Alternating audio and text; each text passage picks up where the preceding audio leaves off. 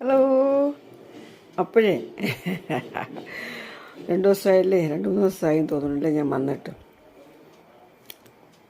മഴ എല്ലാവരും മഴയത്ത് നല്ല ഒരു ശുഭദിനം പറയാൻ പറ്റുമോ? അല്ലേ, എല്ലാവരും കുളിരോരിയിരിക്കുന്ന സമയം അല്ലേ, മഴ കാരണം തണുപ്പായിട്ടിരിക്കുന്ന സമയം. എന്നാലും എല്ലാവർക്കും നല്ലൊരു ശുഭദിനം. ഒപ്പം എല്ലാ അച്ഛന്മാർക്കും മക്കളുടെ വക ആശംസ. ദീർഘായുസ്സോടെ ഇരിക്കട്ടെ, സന്തോഷത്തോടെയും ആയുരാരോഗ്യ സൗഖ്യത്തോടെയും ദീർഘായുസ്സോടെയും. ഡിസ്റ്റർബൻസ് ഉണ്ടാകും, അതാണ് എനിക്ക് വീഡിയോ ഇടാനായിട്ടുള്ള ഒരു തടസ്സം. എൻ്റെ ഇടയ്ക്ക് ബാധൊക്കെ വരും. അപ്പോൾ അങ്ങനെയായിട്ട് അപ്പം ആ വീട്ടിലെ അമ്മ തീരെ സഹിയായിട്ടപ്പോൾ ആ കുഞ്ഞിനെയും കൊണ്ട് പ്രത്യേകം മാറി എന്ന് വെച്ചാൽ ആ അച്ഛൻ കൂടെ വരത്തില്ല. പക്ഷെ കുട്ടിയെ നന്നാക്കേണ്ട ചുമതല ആർക്കാ? മാതാപിതാക്കൾക്ക് ഒരുമിച്ചാണ്. ഒരു സ്ത്രീയും ഒറ്റയ്ക്ക് വിചാരിച്ചല്ലല്ലോ കുട്ടികളുണ്ടാവുന്നത്, ആണോ? അല്ല, അല്ലേ? 2 പേർ, ഒരു പുരുഷനും സ്ത്രീയും കൂടെ ചേർന്നാൽ മാത്രമേ ഒരു കുഞ്ഞ് ജന്മം എടുക്കുകയുള്ളൂ, ആണല്ലോ, അല്ലേ?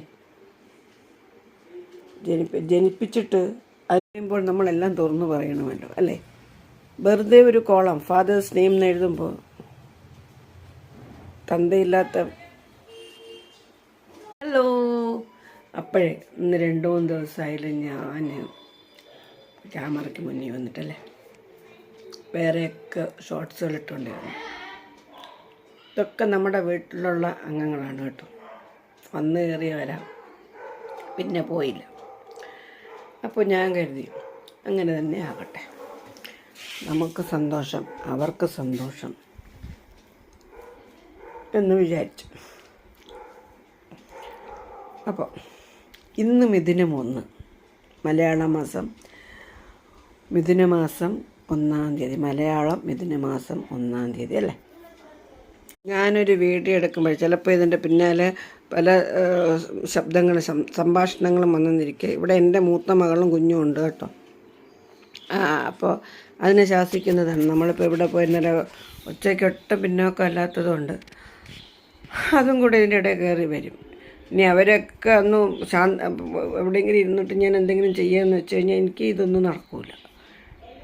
അങ്ങനെയാണ് കേട്ടോ. സംഭവം എന്താണെന്ന് വെച്ച് കഴിഞ്ഞാൽ അതങ്ങനെ ഒരു അവസ്ഥയിലാണ്.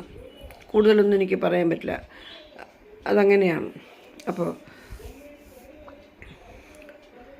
ഞാൻ ഈ പറഞ്ഞു വന്നത്,